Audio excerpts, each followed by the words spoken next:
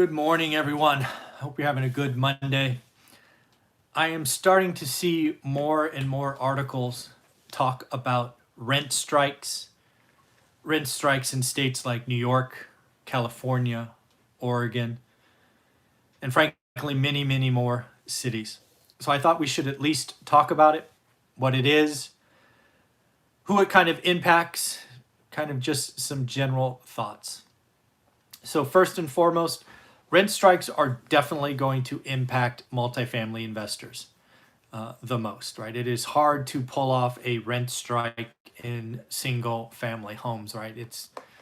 You can't do it at scale. You don't know who owns what, all of that. So, rent strikes is definitely more of a multifamily pain. But let's talk about this in the multifamily landscape.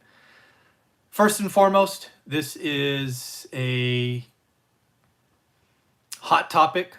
It's very emotional, but let's just talk about it from a dollars and cents perspective. First and foremost, rent strikes come around for lots of different reasons historically, right? Historically, they were used to get what I call slumlords to fix and repair their buildings. They have been done historically in some instances to kind of revolt against higher rents. But that's not what's happening today, right? Today is an environment of stress, of economic uncertainty, and especially for very vertical cities like New York and San Francisco, where it is already unaffordable. You already likely have multiple adults in units just to pay the rent. These folks have been unfortunately hit hardest by what we are suffering through today. They are the restaurant workers, the retail workers, the gig workers. So there is, extra pain, unfortunately, in this area. So let's talk about how, if a rent strike were to bear, what would happen. So first off, tenants get together, say, hey, we're not going to pay our landlord, blah, blah, blah. So rent doesn't show up on the 1st or the 5th or the 10th or the 15th. Well, that hurts the landlord first, right? The owner of the building gets hurt first, whether it's a mom and pop or a big hedge fund. Why is that? Well, whether you like it or not, owning real estate is not free. Owning real estate, owning an apartment building is not free. This mythical belief that all landlords are rich and wealthy is fiction.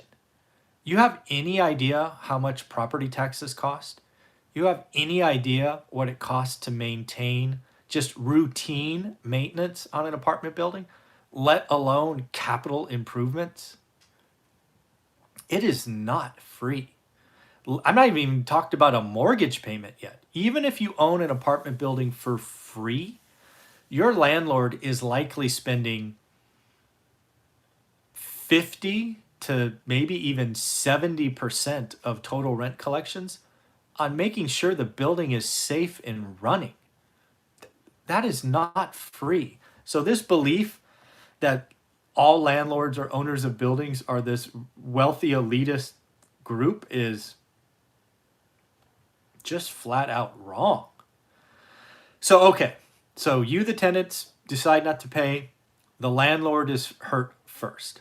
No question. Owner is hit first. But what does that cause? Well, the landlord might carry it a month, maybe 2, but at some point that landlord is going to start sacrificing things. First, routine maintenance gets delayed. Then bigger capital improvement get delayed. Then property taxes don't get paid. Then, lastly, the mortgage doesn't get paid. Landlords can, in some cases, get forbearance. Maybe. But still, what about all the other costs? So this goes on any length of time. The building, the asset, the vehicle, the where place you're living goes downhill. Maybe half the lights get turned on. Maybe the ACs don't get replaced. Maybe the roof leaks. I mean, this doesn't end well. multifamily is a capital intensive business. It takes a lot to keep these things running and safe. So again, the tenants feel good day one. The landlord get hit day two. Maintenance workers, property taxes don't get paid. Then banks don't feel good. Then at some point, if this goes on long enough, the asset is lost.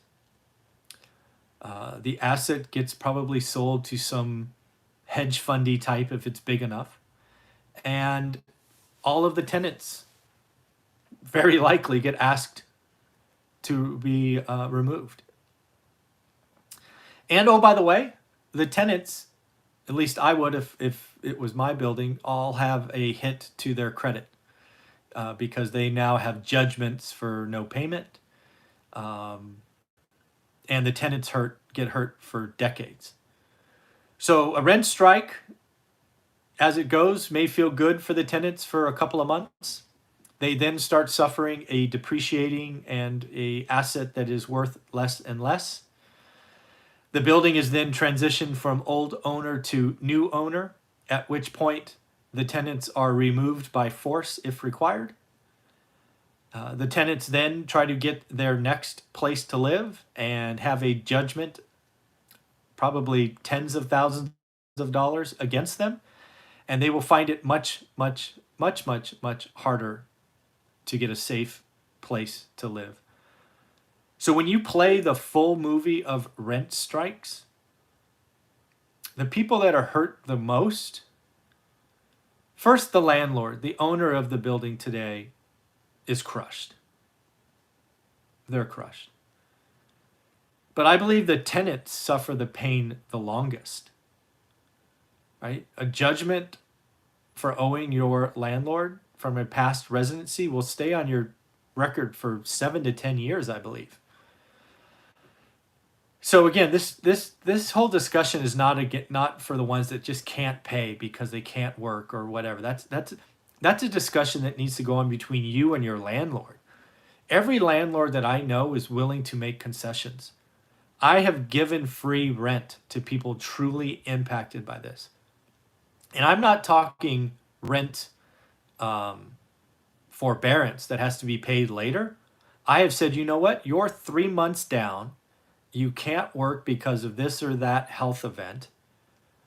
Well, you just got your unemployment or your stimulus check or whatever. If you pay one of your back months, I will forgive the other one. These are conversations that need to happen between adults.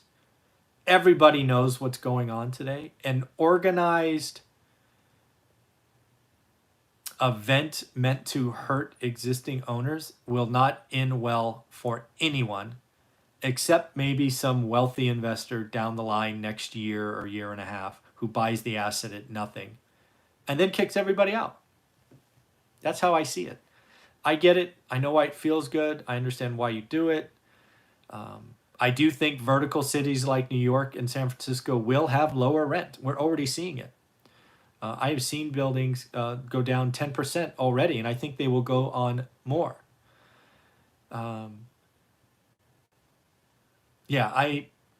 Rent strike is not the answer. If you have a problem paying rent, you should talk to your landlord.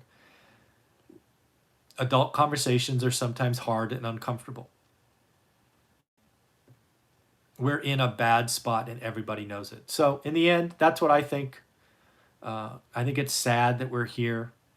I do think rent strikes hurt all involved except the next owner. That's where we are today. So in the end, this is a hot topic. It is one that is going to be felt for months down the line. Not a fun conversation. So at the end of the day, everyone, I hope you have a great day.